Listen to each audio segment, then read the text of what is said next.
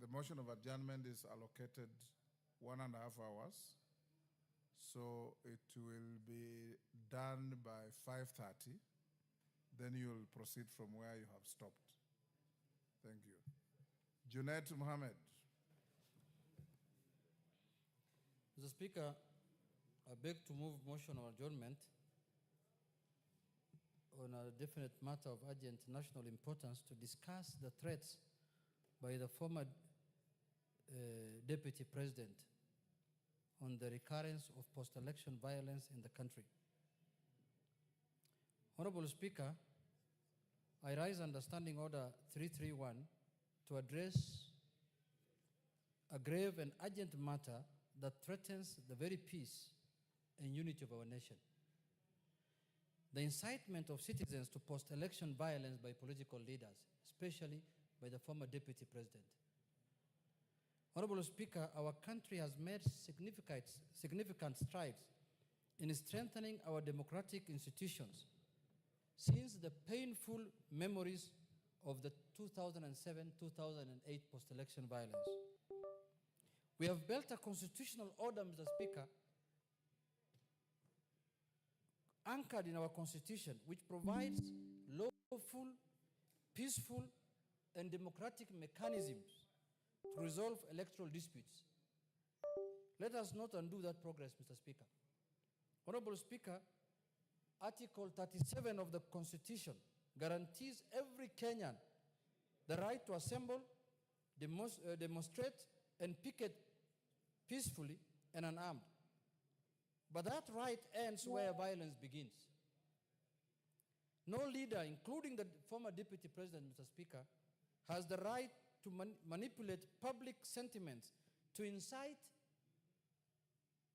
unrest, destruction of property, or the loss of innocent lives. Honorable Speaker, we are all aware of the tensions that arose following the announcement of the 2022 general elections. We witnessed legal challenges filed in the Supreme Court, pursuant to Article 140. And we commend all parties who chose to pursue justice through institutional means, as is expected in a constitutional democracy. Honorable Speaker, be that as it may, in recent days and weeks, we have seen reckless utterances from the former Deputy President, utterances which, whether intentionally or by negligence or out of foolishness, have slowly begun to incite pockets of unrest in parts of this country, especially in the areas surrounding Wamunyoro and Wamadira area. Honorable Speaker, let it be known that words have consequences. And when leaders stand on podium or go live on national televisions and call for confrontation instead of dialogue, they betray the very people they purport to represent. Honorable Speaker, Section 13 of the National Cohesion and Integration Act, number 12 of 2008, criminalizes hate speech and incitement to violence. It is not a suggestion, it's a law. And that law must be enforced uniformly and decisively, Mr. Speaker. Honorable Speaker, you will have his time to say something. Why can't he just wait? Yeah, you can oppose the motion.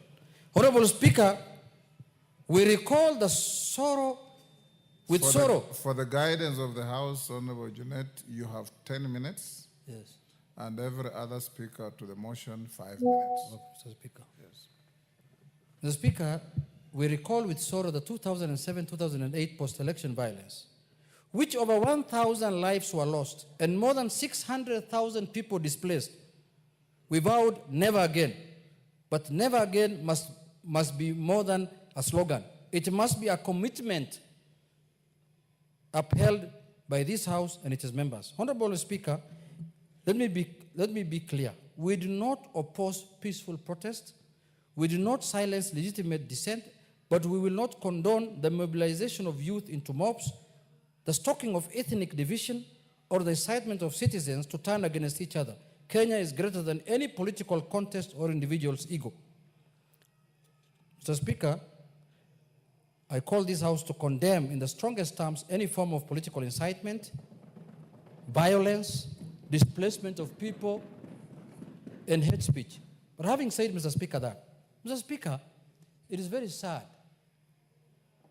It is a very sad thing to have somebody who has served as a former deputy president of this country to incite people to violence.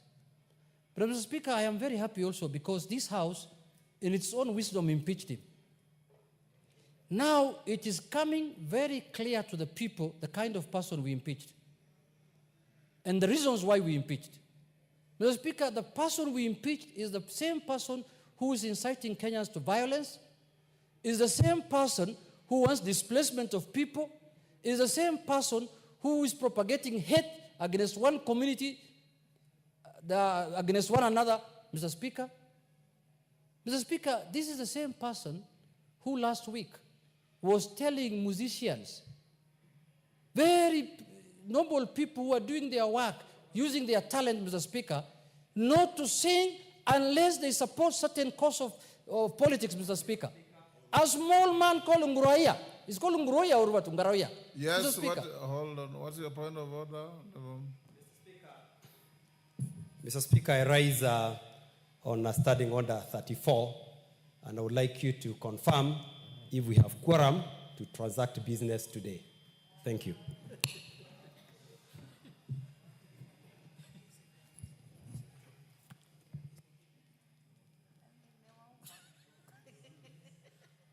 Honorable Member, your point of order is invalid to the extent that you have quoted a wrong standing order. Go on. Thank you, Mr. Speaker, for that is interruption. Mr. Speaker, I seek you for your protection, Mr. Speaker, because I am still moving the motion, Mr. Speaker. Order, take your seat. I'm still moving the motion, Mr. Speaker. I seek your protection. Go on. Mr. Speaker, this person that we impeached as a House, Mr. Speaker, overwhelmingly, with over 300 members of this House, Mr. Speaker, is the same person who is telling Kenyans that unless you follow this direction, unless you follow this party of mine, unless you follow this, wild thoughts of mine of discriminating against other people, you will not be valid, or you will not be a valid Kenyan, Mr. Speaker. You will not be a valid citizen of this country. Mr. Speaker, this is a House that addresses matters of concern to the people. That is our mandate constitutionally. And if we do not arrest this matter, as Swahili people say, usipojenga ufa, usipoziba ufa utajenga ukuta, Mr. Speaker. If we do not arrest this matter as early as now, Mr. Speaker, this is a man who has lost his head, this is a man who has lost his soul, and he wants to take this country to the precipice so that people can fight, Mr. Speaker. Mr. Speaker, I take pride because I did not know I was impeaching initially a man of this type. I never thought I impeached him based on gross violation of the Constitution and other things. But now I've realized, Mr. Speaker, madness, mental problem is not walking naked in the street. You could be dressed in your suit, Mr. Speaker, with a tie, but you're a madman, Mr. Speaker. That's what I've come to realize of late, Mr. Speaker. Because a leader of that type, a leader who wants to lead a political party in this country, cannot say, now what's happening, Mr. Speaker, he is almost making a region of this country look like an alien in this country. Very soon he wants to fence it off, like the Aberdare forest. That if you want to go there, you must get permission from him, Mr. Speaker. You cannot go and visit even your relatives there. You cannot even visit your people there, Mr. Speaker. You cannot do any politics in that area unless you get permission from him. Mr. Speaker, I want to say this. This country has experienced this, and we will not allow it to repeat. We will not allow it, Mr. Speaker. Every Kenyan has a right to live, to do politics, to do business anywhere in this part of the country, Mr. Speaker. Whether you are in Migori, Kakamega, Busia, Nyeri, Muranga, Embu, that other place, Kilifi, anywhere you want to do anything in this country, there is freedom and guaranteed by the Constitution. So, Mr. Speaker, the other day, we have constitutional commissions that we have given ourselves in this country, like the NCIC, the National Cohesion. They have summoned the former deputy president. He has refused to appear. He's above the law. He's above the constitution. He said, I cannot appear in that commission. And that is a commission that is taxpayer. Give him 1 minute to finish. Mr. Speaker, my time is 15, according to the standing orders. 10. Mr. Speaker, Mr. Speaker, Wind up in 2 minutes. NCIC has summoned that suspect, Mr. Speaker. They have told him to appear so that he can answer to the allegations of inciting people against each other. He has refused to appear. Mr. Speaker, he's now trying to use human shield. He's trying to use people to commit crime, offenses that can take people to Hague, to defend himself, Mr. Speaker. If he's invited by the DCI to record a statement, he refuses. If he's invited by NCIC, he refuses. If he's invited by EACC, now, who's going to protect us from this monster, Mr. Speaker, called Rigathi Gachagua? Who on earth is going to protect us from this monster, Mr. Speaker? Who's going to protect us? Because the government looks like it's unable to take an action against him. Mr. Speaker, if this government was formed by ODM, this man would have been in jail by now, I can assure you. Yes. I can tell you for this one, without any fear of contradiction.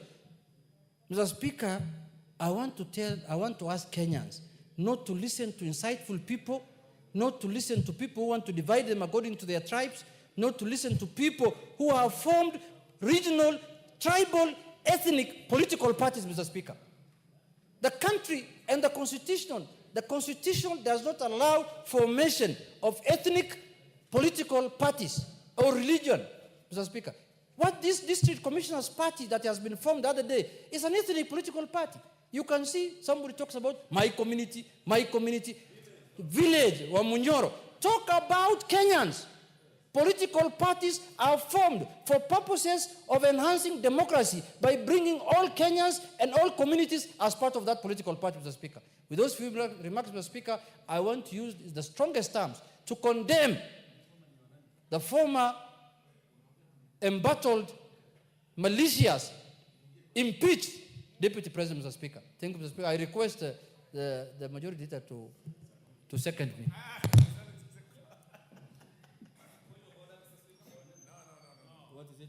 Yes, Gogoyo. What is your point of order? Thank you, Mr. Speaker. I raise understanding order number 35. Mr. Speaker, the House does not have quorum to transact business.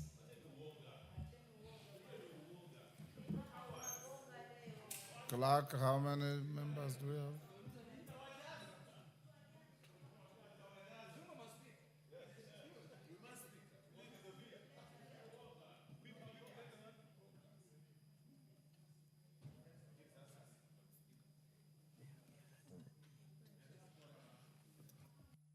We have 39 members. We need 11 more members. Yes. Ring the bell, the quorum bell, Sergeant.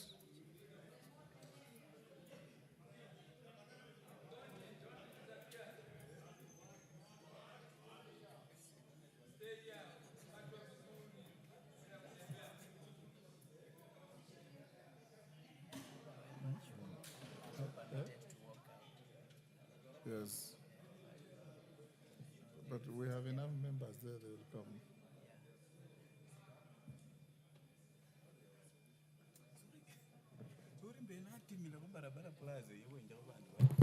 Yes.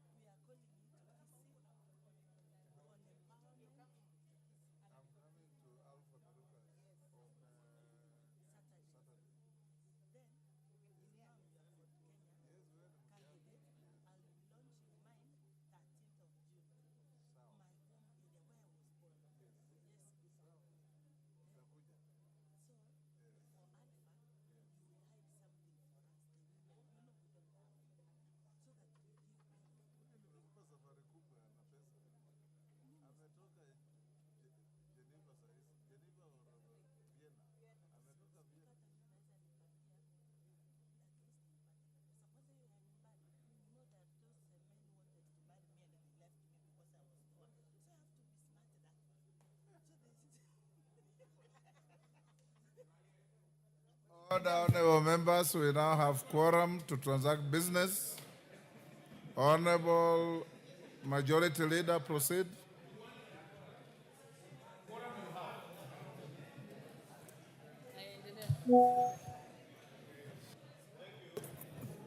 Thank you, Honorable Speaker. And let me take this opportunity first to thank the Leader of Minority for this motion of adjournment, which I fully support.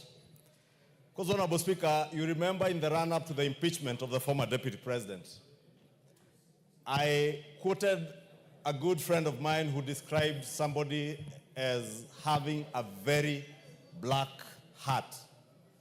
And I dare add today, this is not just a man with a black heart, but a very dark soul.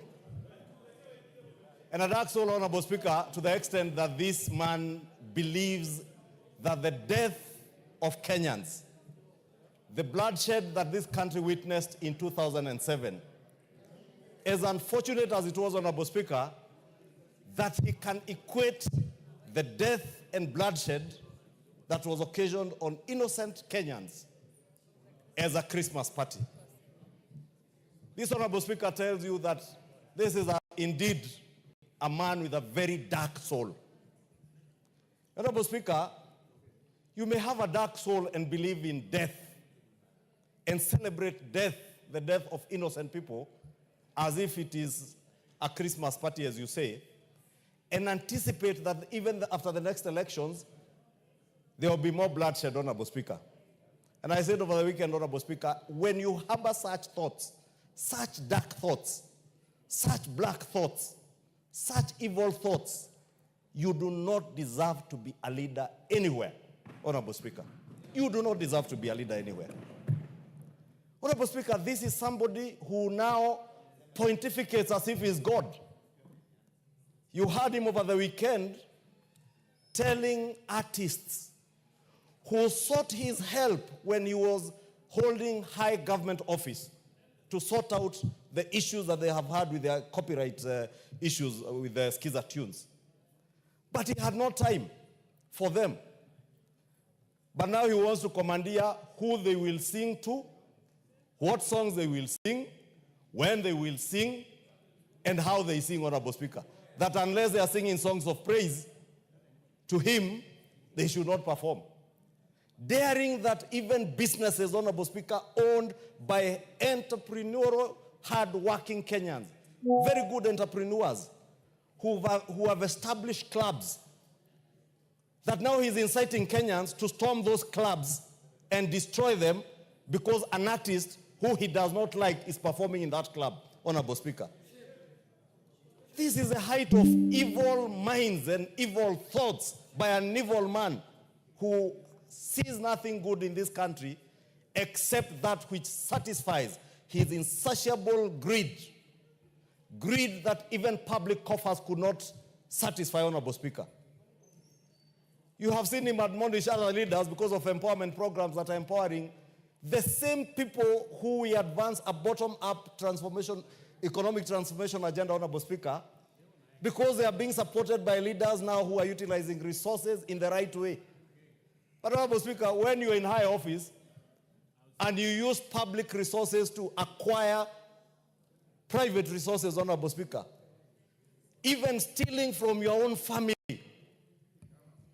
Honorable Speaker, if you find somebody who can steal from a widow and orphans, Honorable Speaker, these are things that were tabled here during the impeachment process.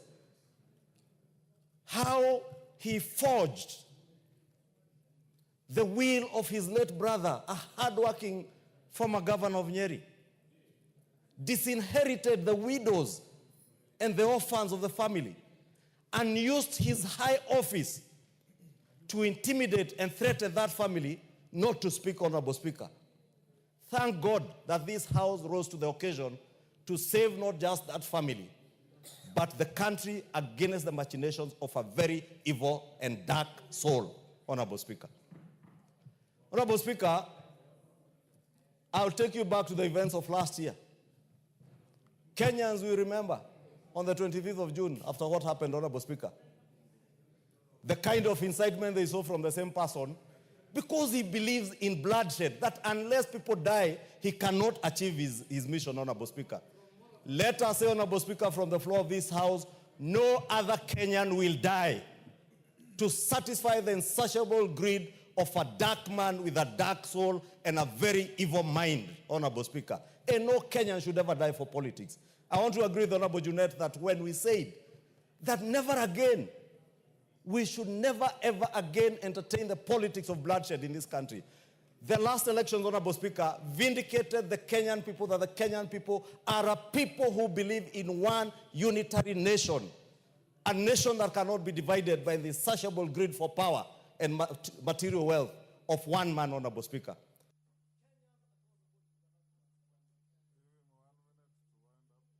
Honorable Speaker, I was saying Kenyans across the board voted for the Kenya Kwanza government. Many Kenyans voted for the Azimio coalition, irrespective of their ethnic background, Honorable Speaker.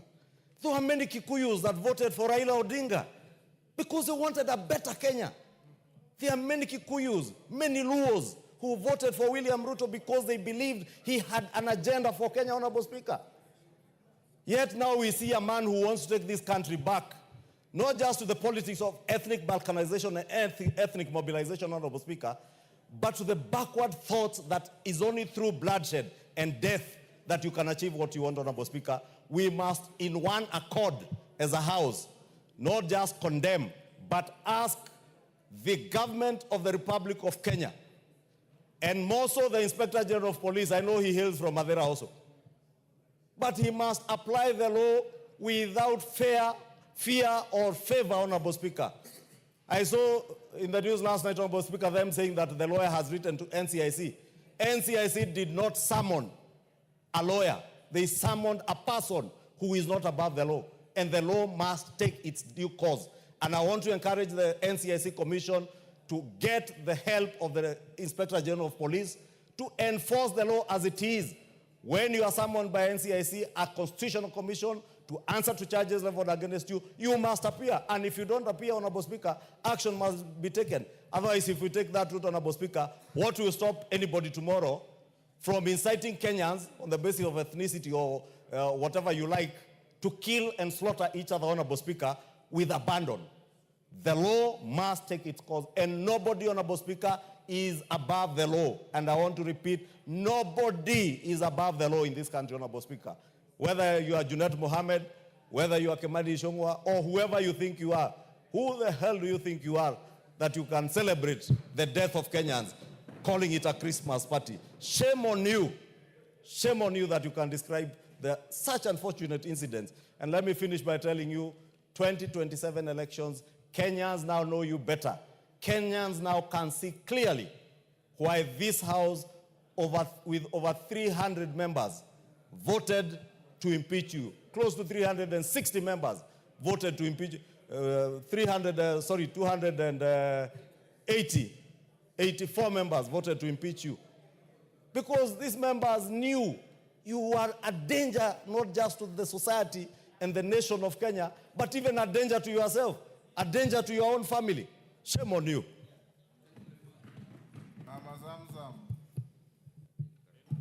Asante sana Mheshimiwa Spika, na mimi niweze kumsupport ndugu yangu Muhammad Junet kwa kuweza kusema kuwa Kenya ni yetu sisi sote. Mheshimiwa Spika, inasikitisha kuwa Bwana Gachagua hajakubali kuwa hayuko kwenye mamlaka tena. Na mimi nataka nimwambie, ikiwa kitu kitatolewa kwa Wakenya wote iwe ni injustice, lakini kikitolewa sehemu moja iwe ndio furaha yake, basi anakosea Wakenya. Nikikumbuka mwaka ambao aliutaja kuwa, na kwa nikimnukuu alisema, hii Kenya ikiwa mtu mwingine yule ataingia katika uongozi, basi itakuwa ile 2007 2008 ili kutakuwa ni kama harusi, ile itakaofanyika itakuwa balaa zaidi. Jamani, huyu ni mtu kweli? Huyu ni mtu kweli? Na mimi nataka nimwambie Gachagua, hii nchi si yako wewe peke yako. Usipotoshe wa Kenya. Ulikuwa katika serikali ulikuwa ukituambia wewe ndio mlinzi wa mlango, ulikuwa ukituambia vitu vinavyofanyika viko sawa. Leo hii kwa utepetevu wako uko nje, kwa kunyang'anya mjane haki yake, kwa kunyang'anya mayatima haki zao, kwa kuweka ile siasa za shares, Wakenya wakasema toka nje. Leo unaanza siasa za kugonganisha Wakenya. Nakumbuka hapa na naona kama ameshikana na Ndindi Nyoro, Mheshimiwa Spika. Mimi nataka nimwambie, kuna siku hapa nililalamika kulikuwa na disaster, mambo ya floods kule Mombasa.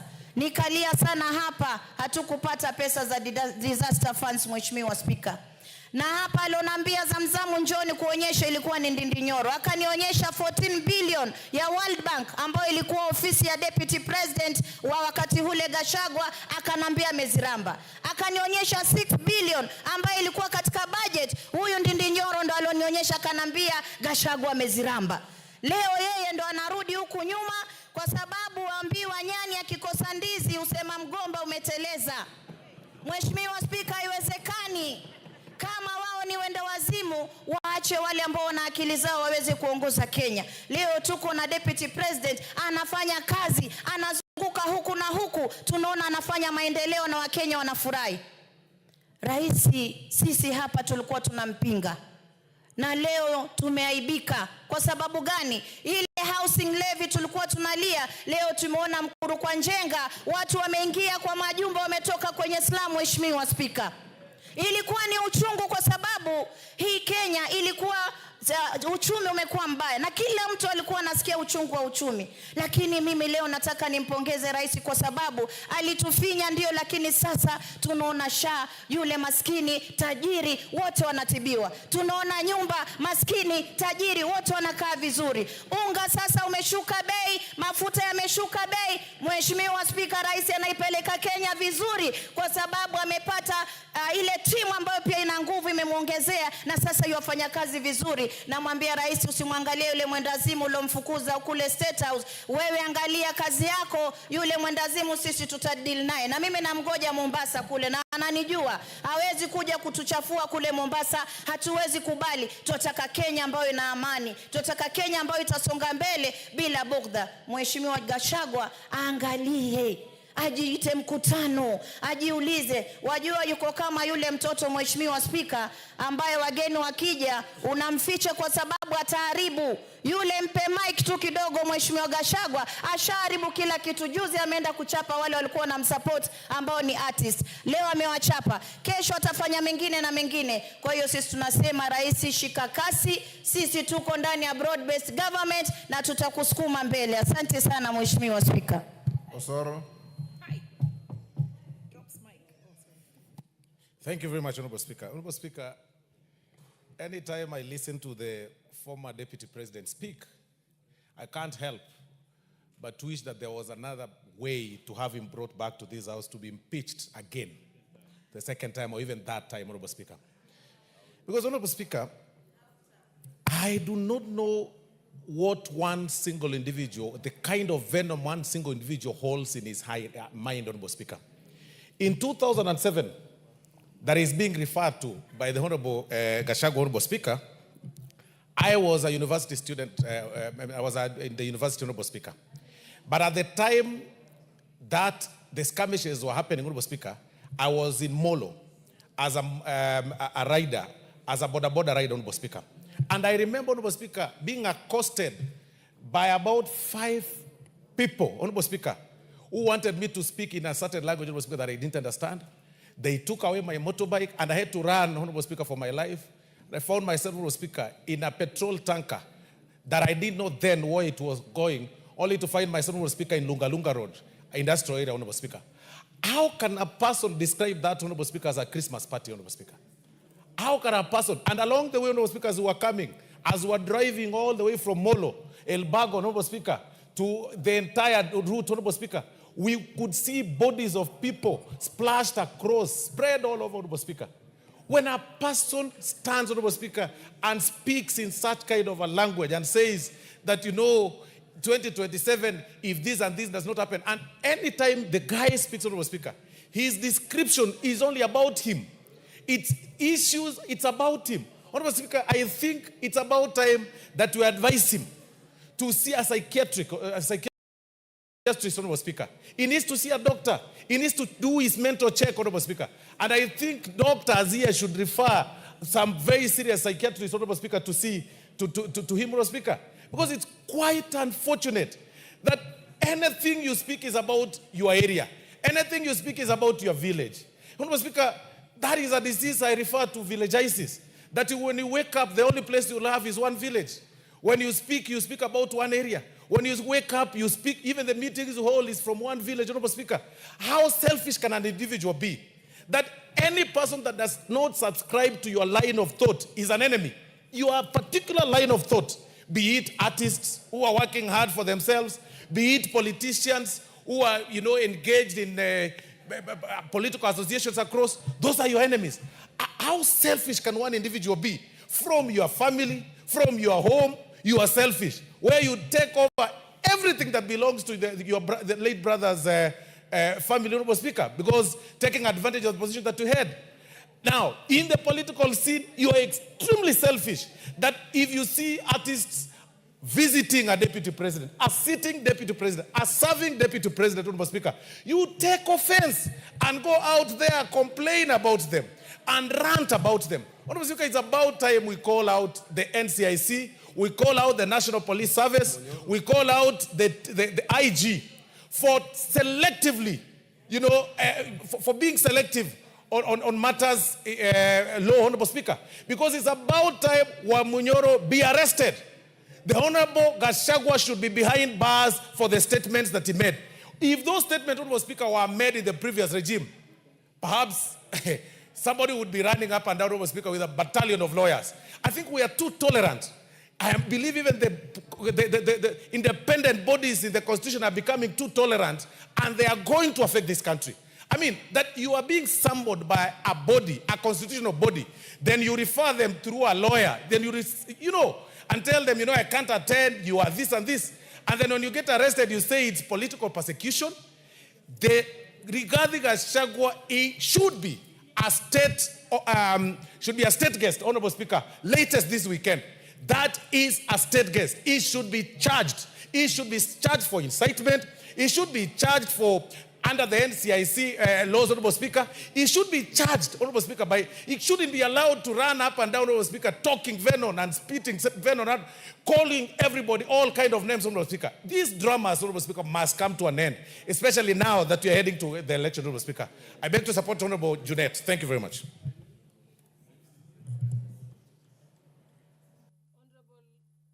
Honorable Otiende Molo. Thank you, Madam Speaker. Madam Speaker, I think if any Kenya doubted why we impeached the former deputy president, now they are clear that it was legitimate and proper. For the more he speaks, the more he acts, the more he invites actions for impeachment in any other circumstance. Madam Speaker, it is sad to refer to 2007 and to threaten that we could go back there. In 2007, we came to the brink of the precipice. We came to as great a disaster as we possibly could. And it took the backing down of the Right Honorable Raila Amolo Odinga for us to continue as a state and as a nation. No one should refer to those events. And to do so is dangerous. It is because of 207 that we now have a constitution that prohibits that kind of conduct, that kind of speech. It is an express limitation to the speech. It is because of that that we even had Agenda 4 commissions. It is because of that that we created the NCIC. And it is because of that that we have ESCC, CAJ, Kenya National Human Rights Commission, and others. Madam Speaker, this is not just about politics. This is about our country. Madam Speaker, it is important to note that we, as a House of Parliament, impeached the deputy president. Some people do not remember that one of the grounds cited was failure to uphold the dictates of the office under Article 75(2)(c). Under 75(2)(c), once you are removed from office, then Article 75(3) comes automatically into play. and that is to say that you can no longer hold any other state or public office. We did not pronounce ourselves on that because at the time we were focusing on the question of impeachment. I think, Madam Speaker, now, what we should address ourselves to now on this matter brought by Honorable Junet is how do we now invoke Article 75(3) that now pronounces that the Honorable Rigathi Gachagua can no longer hold state or public office. That is when these things will reduce. And I invite you, Madam Speaker, that through the Speaker's communication, it might be important to guide this House, whether we can do so by way of a petition, or whether we do so by way of a special motion, or whether we do so by way of a special inquiry by the House as the House, so that we pronounce ourselves on that matter. This is important, Madam Speaker, because while the Honorable Rigathi Gachagua went to court and sought to stop these whole processes, the court did not find merit in that. And the court is desirous of going to the logical conclusion, including the declaration of unfitness to hold office. To preempt that, the Honorable Rigathi Gachagua has now withdrawn his petition. Two things. One, I want to urge this House, through its lawyers, to insist to the court to go to the merit of that matter. We want the court to declare whether Parliament was wrong or not, including fitness to hold office. But two, Madam Speaker, I think at the same time, I think we need to re-examine that very matter. I want to say, Madam Speaker, that the NCIC is a body that was established for these very purposes. I have served as a commissioner. I never saw a day when anybody dared the commission in defiance of a summons. I think that is the height of impunity. If we were to go there, then we will no longer have a country, because we are all capable of saying a lot of bad things. I want to urge the NCIC to come of age and do what it needs to do. I want to urge that the NCIC must be shown to bite. Just 1 minute, Madam Speaker. You know, the Honorable Rigathi Gachagua cannot say that I will not attend because there are others who have uttered things that they've not been summoned. Anyone who says that things should be summoned. But in law, you cannot say that I am not guilty because Otiende Amolo is also guilty. No, guilt is personal. Accept your own guilt and then let the others be dealt with. Just the way you cannot confess on behalf of the others. I want to say lastly, Madam Speaker, that this matter is so serious that it should not be left at the level of a general discussion as we are doing it. It must be concretized, because we found Rigathi Gachagua unfit to hold office. It is not just the court that can do that. Even a House of Parliament can do that, with the consequence that you cannot hold any other public office. I so submit, Madam Speaker.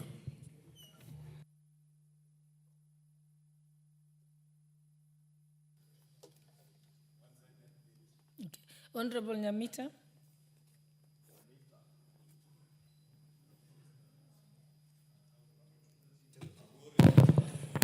Thank you, Madam Speaker. I rise to also support this motion by Honorable Junet. Madam Speaker, where I come from, particularly in my constituency, we have families that buried bodies without heads.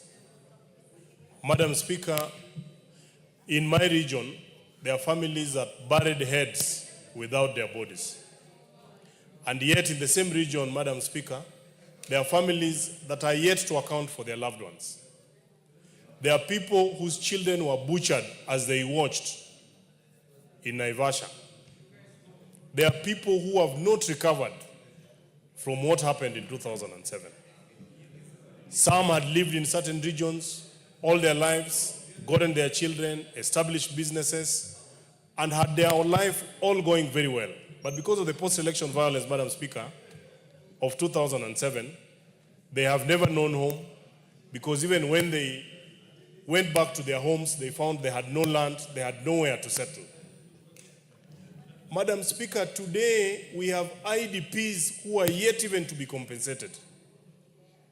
They have even petitioned this particular House that because of the actions that happened in 2007, they need to be compensated. That hasn't happened. Madam Speaker, in this country, different communities live in different parts of the country. And I actually dare say that the community where the former deputy president comes from, members of his community, are all over the country, in different parts of this country. They have established businesses there. They have established families there. They are running their lives from those particular areas. That a leader like that can come and say that whatever happened in 2007, 2008 is like a Christmas party. To imagine that such a leader would want to be elected and that we are going to have many other Christmases with such an individual. I think in this particular house, Madam Speaker, we have never felt vindicated. We feel vindicated that the action we took to impeach the mistake of a deputy president that we had, we feel completely vindicated. Even if we were to rewind time, we would still do the same. Madam Speaker, as if that is not enough, subsequent statements from this very gentleman, like over the last weekend, he is now almost dictating the uniform, even the dress code of the people from his region. He is dictating who you are speaking to. He is going to dictate which church you are going to. He is going to dictate which car you are going to drive. He is going to dictate what food. Madam Speaker, I just want to tell Kenyans that no one should listen to Rigathi Gachagua. He is not only dangerous to this country, he is even dangerous to himself. In fact, part of the allegations when they were brought here to the assembly were issues to do with him having grabbed property from his family. We feel vindicated. I sympathize with the people that are, every other weekend behind this gentleman and saying that this is a leader we want for this country. I can tell you, the current president might have his own issues. And I dare say that the president that we have now will not solve all our problems, even if we gave him 15 years. But he's putting us on the right path to how our problems in this nation are actually going to be resolved. I want to condemn in the strongest terms, and I want to call upon the police every single day, including yesterday, when Rigathi Gachagua says that the president has set up a killer squad, it means he knows. He should be called to record a statement. He is not above the law, Madam Speaker. He is not above the law. In fact, I want to ask the leadership of this House, through you, Madam Speaker, that we call the Inspector General of Police to explain to us why is it that one Geoffrey Rigathi Gachagua has not recorded a statement and he continues to make insightful statements across this nation. I submit and I support.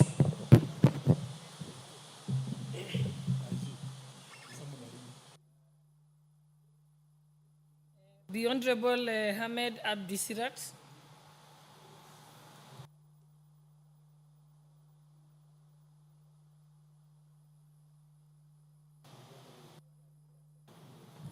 Thank you, Madam Speaker. I want to join this debate by condemning the utterances of the former Deputy President. Madam Speaker, it's a known fact that the Deputy President was impeached after he violated the Constitution of this country. We thought we have stopped this, a reckless person, but unfortunately, he has become more dangerous. This House has found that he was unfit to hold any office. But now we're also seeing he's unfit to live with the public, and he needs to be behind bars. We have laws in this, unfortunately, our laws in this country is applied selectively. If a small person commits small crimes, they are brutally arrested and charged.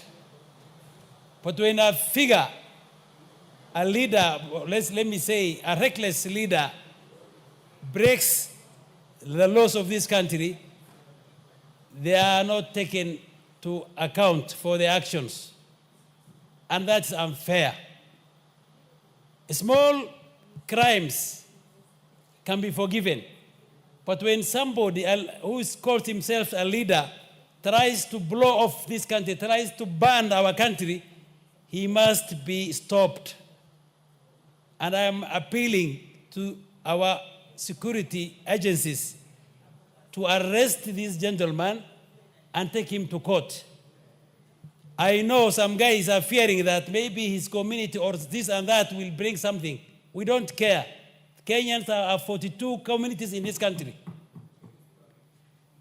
And the law should be, applied the way it is, fair and square.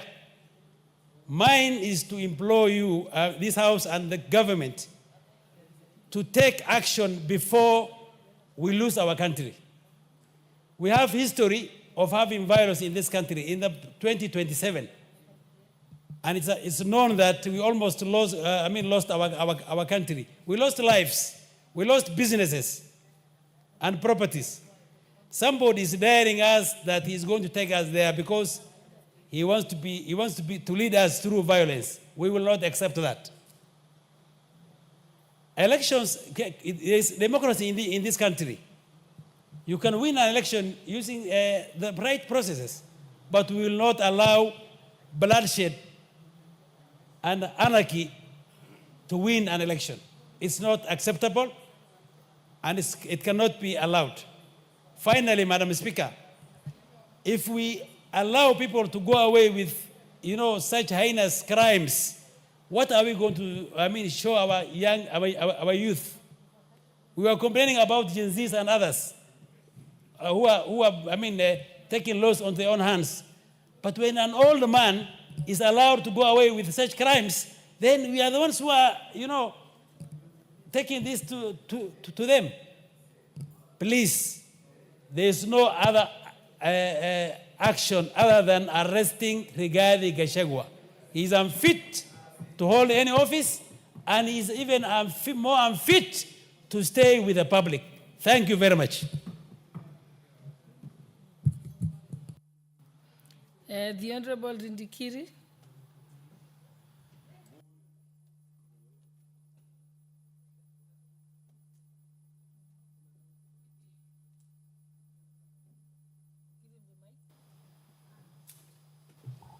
Thank you, Madam Speaker. I join my colleagues in condemning the actions, utterances, and unqualified statement by one Rigathi Gachagua. Mr. Speaker, this country, courtesy of our citizens, gave Gachagua an opportunity to serve as the Deputy President of this country. For 2 years, Madam Speaker, Gachagua never outed anyone to support the government or to execute on behalf of the presidency and the people of Kenya any developmental activity. Mr. Speaker, what Gachagua is known for is only one, talking about Mulima. Talking about Mulima. That has been his speech for 2 years. Mr. Gachagua is known for amassing wealth for 2 years. He never spoke about the poor of this country. He never stood to prosecute matters relating to our children. He never took time to execute any matter to do with the mothers. He never took time to execute any matters to do with the whole members of this country. Mr. Speaker, now this man was impeached, and the only thing that he can do is continuously insult people. Mr. Speaker, Gachagua'S history on the media is insulting the president. Madam Speaker, Gachagua'S statement on the media is insulting members of parliament. Madam Speaker, Gachagua'S statement is insulting the same mothers who gave birth to him. That whatever empowerment that we are doing, we are just spending money without taking consideration of his views. Madam Speaker, this man is so selfish that we know for the time that he was in government, his activities were only to purchase hotels, to purchase land, to purchase expensive things. That's what he has been doing. Now the tap has been closed. Mr. Speaker, we cannot allow him to turn this country into war just because it's okay. Madam Speaker. Members, why are you raising your hands? Use your cards. Use your card.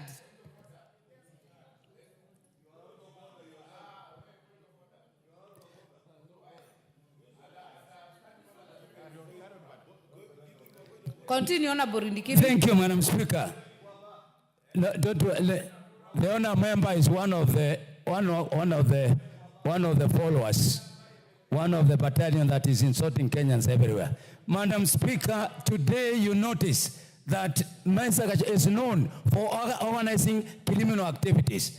Madam Speaker, we know for sure this man is the one who organized the what is circulating in the media today, that one honorable member of parliament, Madam Speaker, has been hijacked, has been abducted. Yet he was with him an hour before that. Madam Speaker, he is known to land to hospital even when there was a matter of impeachment. Madam Speaker is the chief advisor of Honorable Koimboli. When Honorable Koimboli was insulting us, saying that we have been given money. Madam Speaker, we must resist this man at whatever cost. Madam Speaker, he is teaching Kenyan bad manners because he is a comfortable man. He is man who should not be encouraged in this country to continue doing what he is doing. Mr. Speaker, we have seen even he has some battalions in Meru. People who are given an opportunity to serve this country, who failed, who were impeached. Somehow they survived. But now they are teaming up together. People who have failed are the people that he is managing this country, his politics with.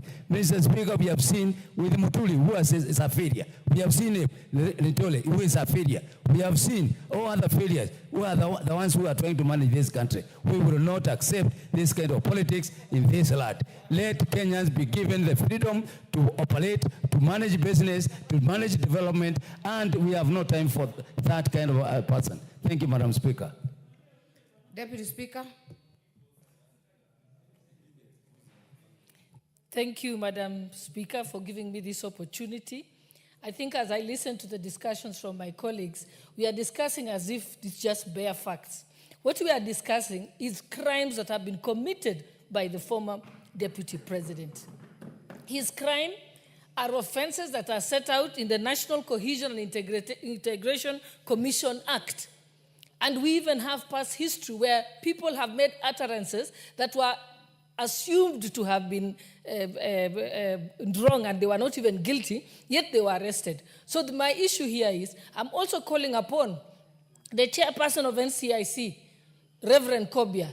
Reverend Kobia must act and not allow people to get over it. Because if we remember, prior to the 2022 elections, I remember 300 police officers were sent to Uasin County to arrest Honorable Oscar Sudi for making remarks that were not even hitting to the threshold of the National Commission and Integration Act.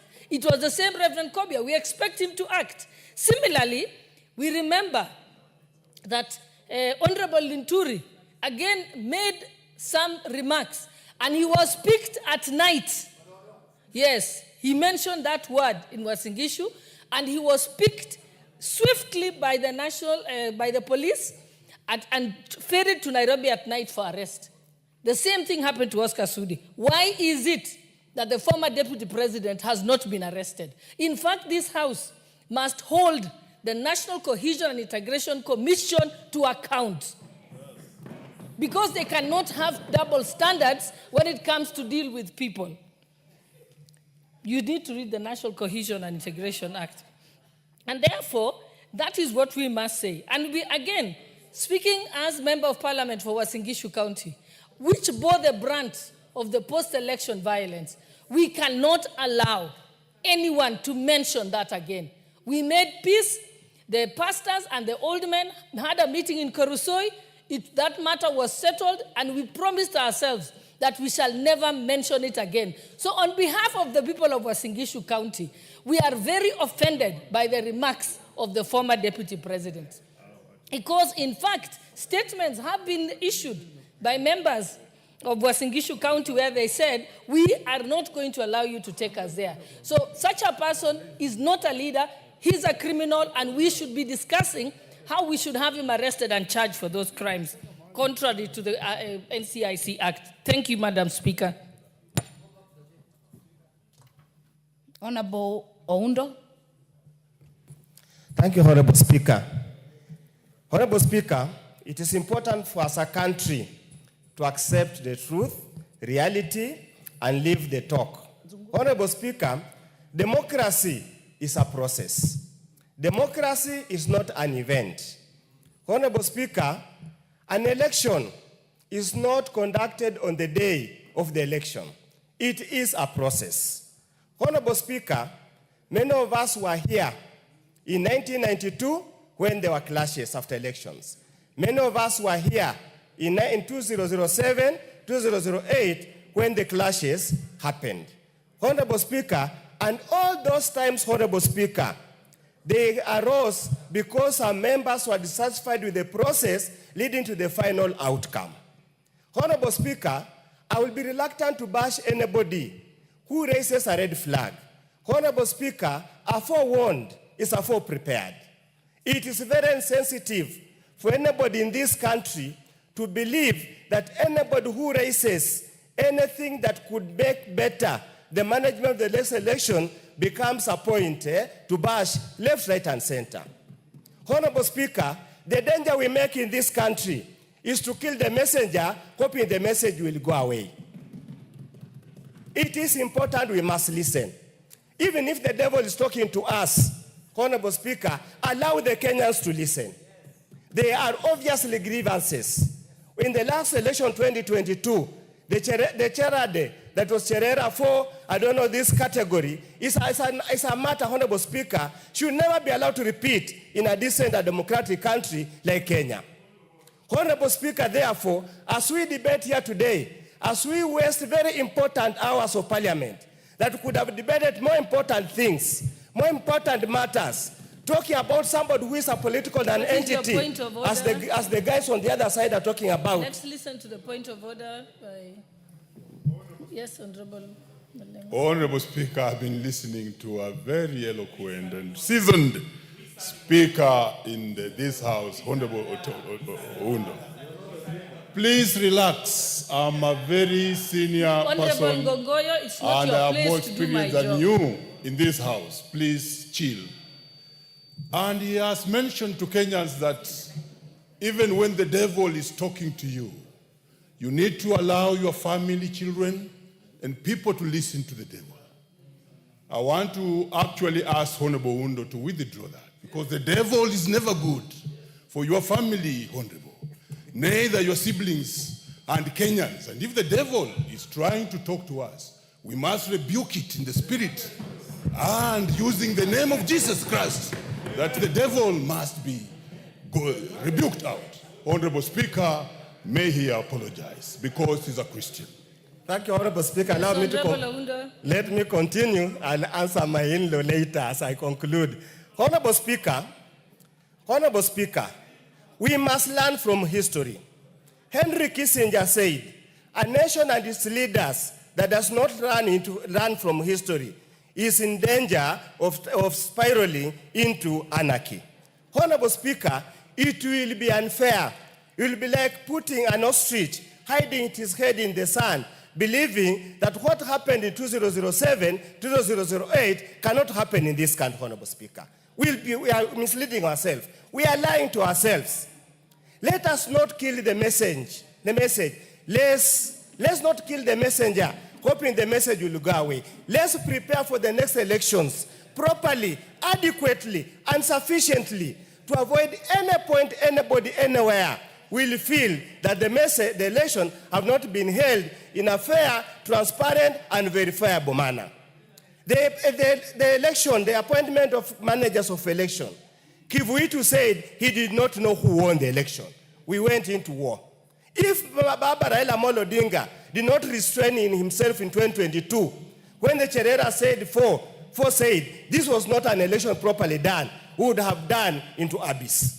I beseech you, I beseech the country, please remember the message, regard the messenger. You have already killed the messenger. I'm so surprised that men are running helter-scared of one single man who has got no vote, who has nothing. Men, style up. Thank you, Honorable Speaker.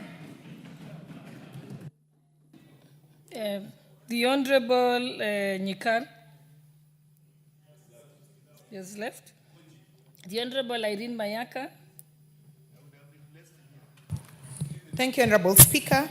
Honorable Speaker, I stand to support this particular motion by my minority leader, the Honorable Junet. And Honorable Speaker, even as I speak, I'm a very sad person. Because, Honorable Speaker, first of all, the former Deputy President needs to be sued for destroying the image of Christmas in the children of this country, equating the 2007 post-election violence to a Christmas party. Honorable Speaker, those of us who have family members that had their homes ruined in Kericho, they had to walk all the way to Nyamira. We had a family whose home was destroyed in Kisumu. They had to walk all the way back to Kisii because of what happened in 2007. Honorable Speaker, we have people, Kenyans who were in Naivasha, Kenyans who were in the Rift Valley, who lost their homes, some who got burned. Very serious things happened within that particular time. People are still suffering from the injuries, both emotionally and physically, that happened to them in 2007.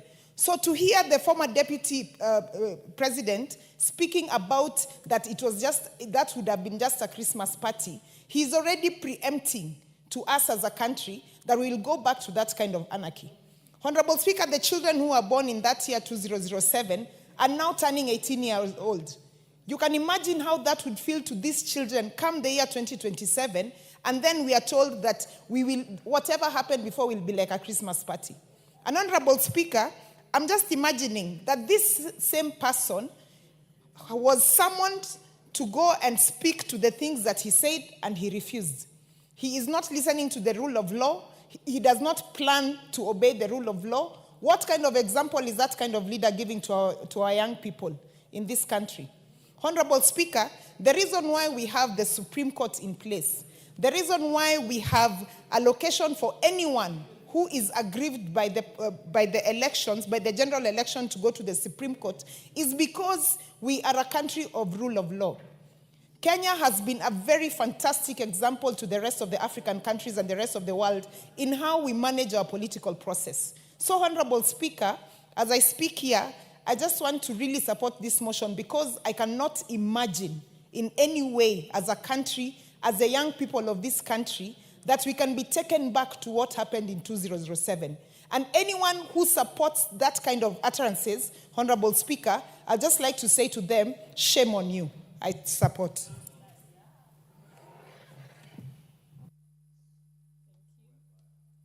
The Honorable Murugara, member for Tharaka. Thank you. Thank you very much, Madam Speaker. Madam Speaker, I also rise to support this motion, which is highly merited as we debate this afternoon. The correct position is that 2007 and early 2008 were years that we would not wish to actually remember. For the first time, because some of us were senior enough that time, we were in tears as we watched. Order, Honorable Jane Kihara. The other members who don't have cards have come to request that they be given an opportunity. And if you're told to wait.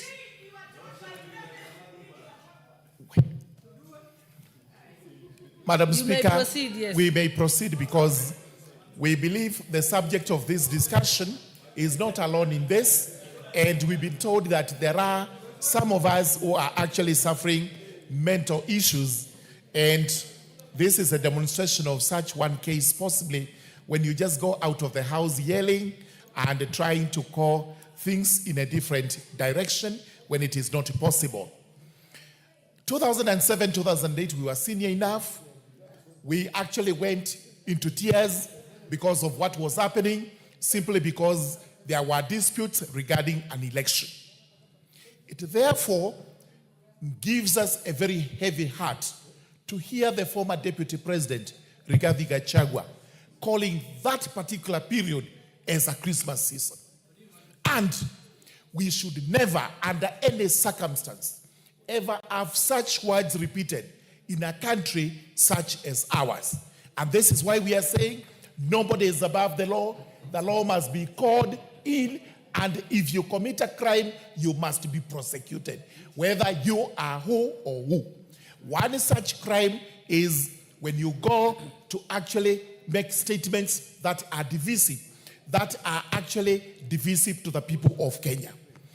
If you wish to make a cautionary statement, this is how you do it, and I hope he's listening, because he goes around bragging that people from a certain region, which he prefers to call Mlima, the Mount Kenya region, elected fools. I do not believe that any of us who comes from that region is a fool, and if we are fools, he's also one because he was selected from that region. Madam Speaker, dividing the country, profiling the country is not good and cannot be encouraged at all. Mount Kenya is not inhabited by one community. It is inhabited by several communities. And we've always spoken of unity of that region as we emphasize unity of the entire country.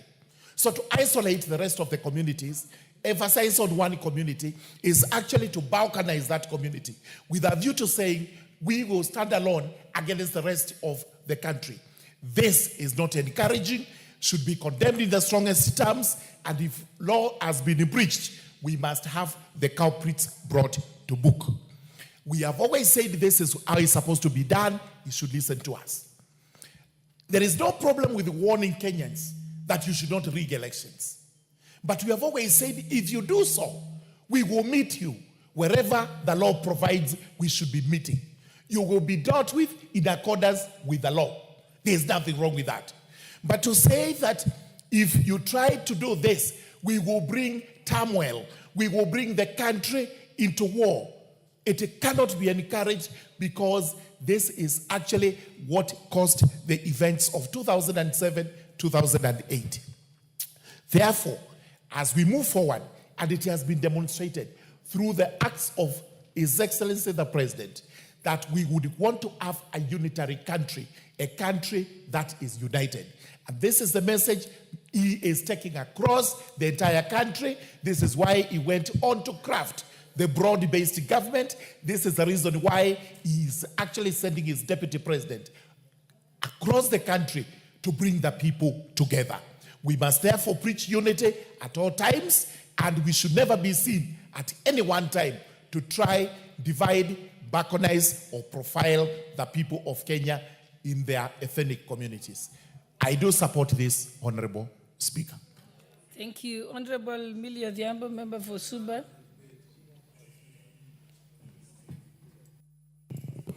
Thank you, Madam Speaker, for giving me this opportunity. Madam Speaker, I want to indicate at the onset that some of the issues that we are raising here for some people may sound like abstract ideas. I joined Parliament during or immediately after the post-election violence. Madam Speaker, I was part of a humanitarian committee for my party, ODM, that documented cases of post-election violence. Madam Speaker, I remember documenting cases of young girls in school uniform who had been shot by the police. I remember a woman who had the husband's head decapitated and had to carry the head to Kisumu. Madam Speaker, I remember people from Kisii who were displaced. Madam Speaker, I remember people who are from central Kenya but in the diaspora who were displaced. We went to a specific camp where people were all displaced, but they were in different camps. There was a camp that had predominantly the Kikuyus, and then there was a camp that had the Luos, Luyas, and the Kisis. They were all with the same problem, but for ethnic reasons, they had been balkanized. Madam Speaker, I know that the country is in a mood for politicking. And, you know, and the tragedy in Kenya is we politic when we start politicking a day after elections. And for a stranger who would be visiting Kenya, you would actually think that the presidential elections are in 2 days' time. Madam Speaker, there's nothing wrong with that, because Kenya is a fairly democratic country. But it is extremely unfortunate, Madam Speaker, if we can use language that would incite ethnic animosity and ethnic violence, that would create the kind of violence that we saw. Madam Speaker, the people who suffer in situations like that are women and children. Many women were raped and to date have not been compensated. Many children were killed. Madam Speaker, there's a young girl who has written a book and which she gave to me, Madam Speaker. And in her book, she has documented that there were young children who were playing somewhere in the Rift Valley. And they were neighbors of all tribes. And her book is called Hop, Skip, and Jump. She was called Scholastica somebody. Madam Speaker, she documents how she changed from being an innocent child to looking at her neighbors from a tribal lens. She was raped, she underwent violation, and she lost her childhood. Madam Speaker, there are things we cannot afford to joke with or play with. Madam Speaker, I would want to encourage the Deputy President, former Deputy President, that I know is feeling very bitter at the way things stand around. Madam Speaker, he feels that he actually fought and brought this government into power. And I'm sure it can feel very bad when you feel that you brought the government into power, and now you are the one who is outside watching from view, Sasa. Madam Speaker, the way to go about it is not through bitterness and anger, because there's a point that leadership becomes beyond you. I know he's only served one term in Parliament, so he may not understand. And half a term as a Deputy President. But Speaker, there is always opportunities. Let him relax because he says he's a man of God, or at least he says his wife Dorcas is a woman of God. Let them appeal to God and use their godly words to bring unity to the country. There are things we don't joke about around with, Madam Speaker. There are things we don't politic around with. And one of them is the peace and security of this country. In terms of sharing and having views and going around and talking to people, that's all very well. Kenya is a democratic country. But let's not ever dream about what happened in 2008. I know it was not in this parliament, but some of us who are here went through post-traumatic stress disorder. And with those few remarks, I beg that we change our language. Honorable Meli, member for Tinderet. Thank you, Honorable Speaker. Thank you, Madam Speaker. Madam Speaker, I rise to also support the motion that our country has went through a lot of upheavals in 2007 is something that we all know. We saw over 1,000 people lost their lives, Madam Speaker. Thousands lost their properties across major cities in this country. The economic upheaval that came out of that election was as a result of anger, was a result of talks that actually incited communities against one another as a result of elections, purported elections stealing. Madam Speaker, I just want to say this, that as much as leaders, we want positions, as much as we want to have certain positions in society, we should always know that we do not get those positions at the expense of the peace and tranquility of our country. The late Vice President, Professor George Saitoti, did say that there is a time when a country is greater than ourselves. And I want all the leaders within, and I think the former Deputy President needs to know that. As said earlier on by the Deputy Party Whip, he must be a very bitter person. He must know that as much as we are bitter, as much as he's feeling sad, as much as he has been out of power, he should know that this country, called Kenya, will live beyond him. This country will outlive all of us. This country, we have a responsibility as current leaders to hand it over to the next generation. Madam Speaker, I just want to ask the national cohesion the CEO, that he needs to take action against individuals who have committed crimes that are actually inciting Kenyans against one another. A case in point, and I think this has been said, is when a number of members in this House, last Parliament, made utterances, and most of them were arrested, they were taken before courts, and they answered to their charges. This is not victimization. It is actually trying to bring order to this country, trying to tell leaders that they are supposed to talk responsibly. As much as you want positions in power, you know that you have a country to carry on. Our former deputy president knows very well that after serving 5, 10 years, for example, a leader will have to vacate office. The retired president is now in retirement, enjoying peace, enjoying tranquility. It is not proper for him to say that if he cannot get the position, then he has to ban the whole country, ban the people, bring the people down. It is quite immoral. It was wrong. It is illegal. 2, elections, Honorable Speaker, we have election disputes all over. We have the court system from all the way from the High Court to the Supreme Court. And we know very well that there are timelines to solve cases. The Right Honorable Prime Minister has lost several cases. And it's very honorable enough for him that he has not banned this country. And is one of the longest people to have run for elections in this country.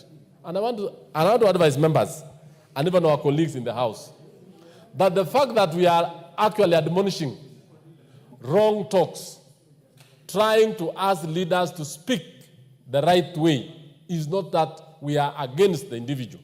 We are telling him his utterances are wrong. He is a Kenyan like any other. He's supposed to make sure that what he utters, what he says, and what he preaches, even the issue of assisting through the Arambe system for the women and for all that, all those things we do in our society, and it has really assisted our members of society. So I rise to support, and I want to say that actually the actions of the Deputy President were not right.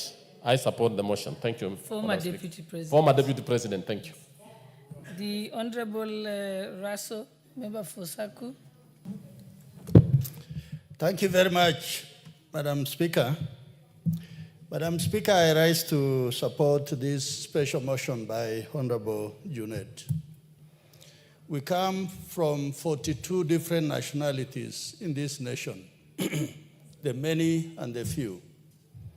Those who have never had privileges of holding, let alone senior offices like deputy president or presidents, but they have lived in this country in peace.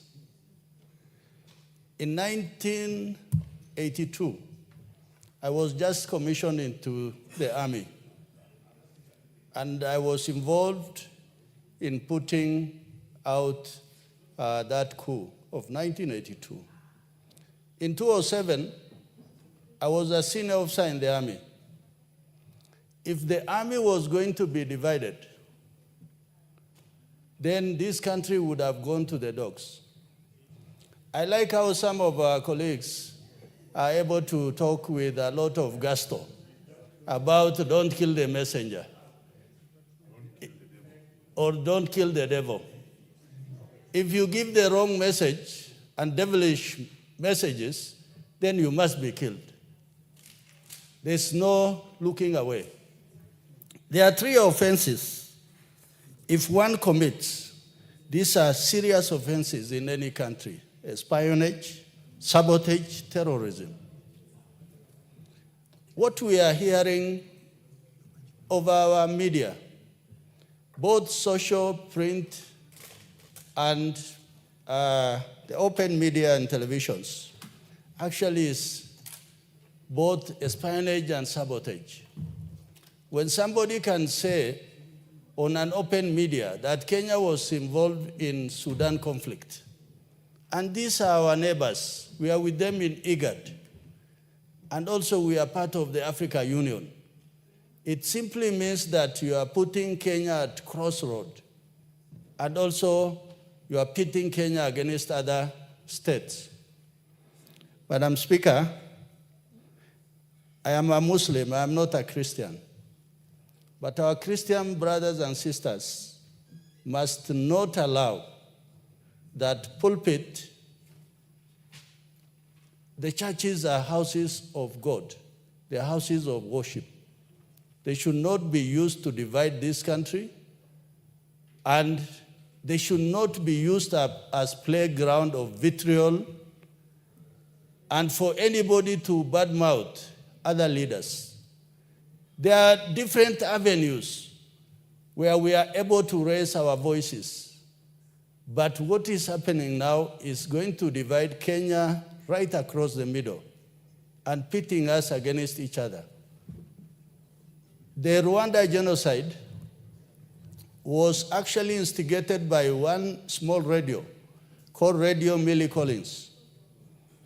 Initially, when they were fanning out a lot of vitriol and hate speech and incitement, people were kind of celebrating because they were on that side.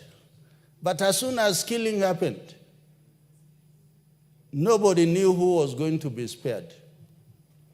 I think Kenya is bigger than that. If anybody wants to change leadership in this country, every 5 years we go for elections. Let people wait for their time. On the presidency, at any one time, there's only one president in Kenya. We have had late President Kenyatta, Mwai Kibaki, Moi, and Uhuru Kenyatta. They served their time and they walked away. Anybody who believes that Ruto must go away, then they must remove them through an election. Not what was staged on 26th of June last year, which in itself was an attempted coup, and we tried to look away. With those I support, and I think we must call this to an end. Thank you, Honorable Speaker. The Honorable Member for Igembe North. He has left. Okay. The Honorable Owen Bayer. I see you on the list. Honorable Speaker, I stand to support the motion by the Honorable Junet Mohammed. Honorable Speaker, the events of 2007 are very fresh in my mind, Honorable Speaker. And when I hear somebody speak about them in such flowery language that it would be like a Christmas party, Honorable Speaker, that really pushes a chill down my spine. Because in 2007, when the post-election violence just started, I was in Mwatate, Honorable Speaker, and my family, my wife, and my 2 children, and one of them was just half a year old. Honorable Speaker, when now people started saying, "Kila mtu aende kwao," and I had to travel all the way from Mwatate to Voi to Kilifi. Getting transport to move from Mwatate was one of the most horrendous things that I have ever gone through with a six-month-old baby, Honorable Speaker. Honorable Speaker, I remember we boarded a lorry that was carrying cabbages, and we were thrown at the back just to be protected so that we were not seen, because we were, at that particular time, we were Giriamas and we were in Taita. Look at that, Honorable Speaker, citing one community against the other. And we go to Voi. At Voi, we tried to get transport to get to Mombasa. Honorable Speaker, it was difficult. At that moment when we were there, a van that was selling newspapers, carrying Nation newspapers, came by and stopped. And they said, "We will take you to Voi, give us 10,000 shillings. And Honorable Speaker, we didn't have the money. But one gentleman there said, "Uyu mwalimu namjua." I was a teacher then. And they bundled us, myself, my wife, our 3-year-old girl, and the 6-month baby. And we were bundled behind where the newspapers were. There was no oxygen, there was nothing. I remember my 3-year-old daughter actually passed out because we were being carried behind that van. And that van traversed, couldn't go through Mombasa because there were chaos in Mombasa. And we had to go through Mariakani, that route. There was no tarmac then. It was a rough road. And we went through Kaloleni until we got to Kilifi.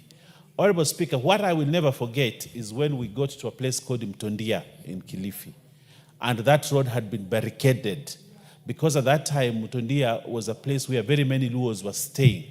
And the Giriamas at that time were saying the Luos must go back home. Honorable Speaker, I watched death approach my family. People came with pangas, hitting that vehicle, saying, who is being carried inside here? They must get out. And we got out, Honorable Speaker, shaken, with a 6-month-old baby and a 3-year-old girl out there. Just one old man said, I know the father of this man. And that is how we were saved from death, Honorable Speaker. So when a leader stands up to remind us that if elections won't go this way or that way, Honorable Speaker, this 2007 will look at like a Christmas party. Honorable Speaker, when I hear someone say it will look like a Christmas party, I don't understand what kind of a mind that one is. And that is a person that calls himself a leader. Honorable Speaker, that person must remain condemned. Honorable Speaker, I seconded the motion of his impeachment when it came to this motion. But I think it is not enough, Honorable Speaker. I think Geoffrey Rigathi Gachagua must be brought back to this House for another impeachment. Because the kind of things that he's talking about, the kind of things that he's inciting Kenyans against Kenyans, Honorable Speaker, we need to hold this country together. This country must remain united, and never again will one tribe be set against another. What Geoffrey Rigathi Gachagua is doing is to try to set the tribes against one another, such that he sees himself as a leader of one section, one tribe in this country against the other Kenyans. Honorable Speaker, that can never happen. The Kikuyu people are good people. They're all over the country. We love them, we respect them, we marry them, they marry from us. And we have integrated.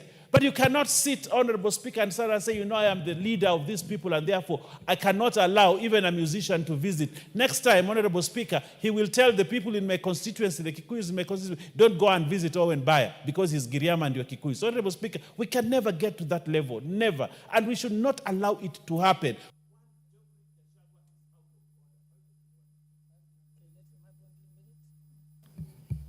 Honorable Speaker, one Geoffrey Rigathi Gachagua is out of order.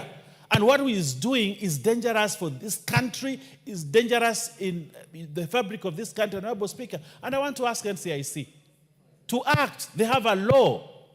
They have powers. They need to come out of their cocoon and act. We cannot, if we allow one person to make those utterances, another person will also pick it up, another leader will also pick it up, it will become a chorus, and this country will go to the dogs. And I want to ask Geoffrey Rigathi Gachagua, the man that I once hosted in my home for lunch, stop what you're doing. You're out of order and you must come out as a leader. And if you think this space is not enough for you, stay at home at Wamunyoro, take care of your children and your wife and your goats and cows, and leave this country to be led by those people that are capable of doing it. I thank you, Honorable Speaker. I think the Speaker had given us up to what time? What? 5:30. Okay. So I guess we'll stop there. Yes, what's your point of order, Honorable Junet? Madam Speaker, I want to, on behalf, as having been the person who moved the motion, Madam Speaker, I want to seek your indulgence to thank members for their contribution. Madam Speaker, the contributions have been very, very huge. And Madam Speaker, the members have spoken on behalf of Kenyans as representatives of people, Madam Speaker. Madam Speaker, having said that, I want to also invite you to the Constitution under Article 73,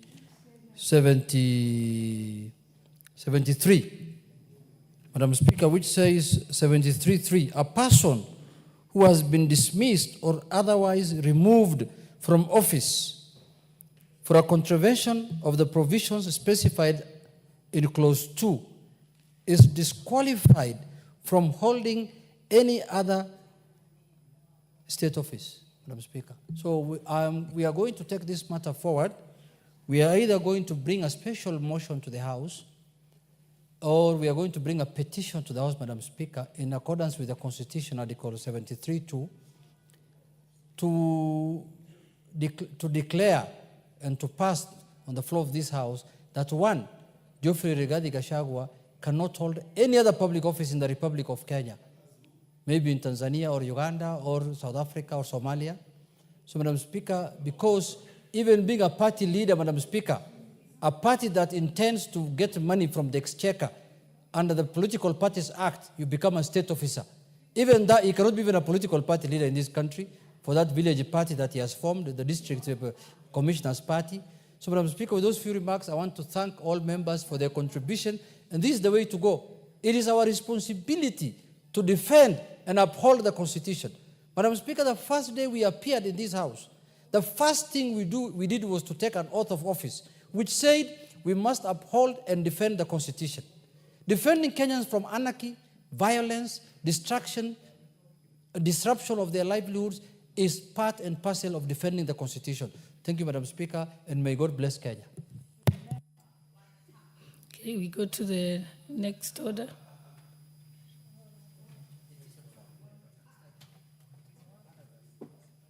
I think we are resuming the Honorable Wango.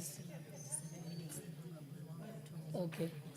Honorable Wango, you still have 37 minutes. Yes, I don't know if you're done or do you want just to reply? Next.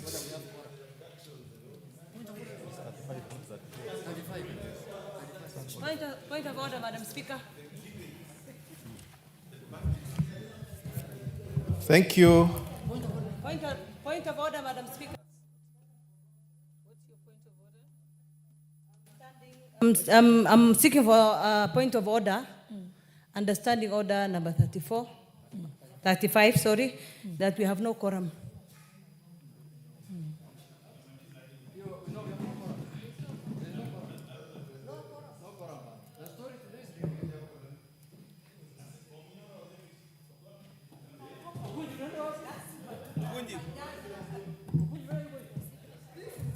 Okay, I direct that the quorum bell be rung for 10 minutes. Correct. This guy could not even raise 6 senators.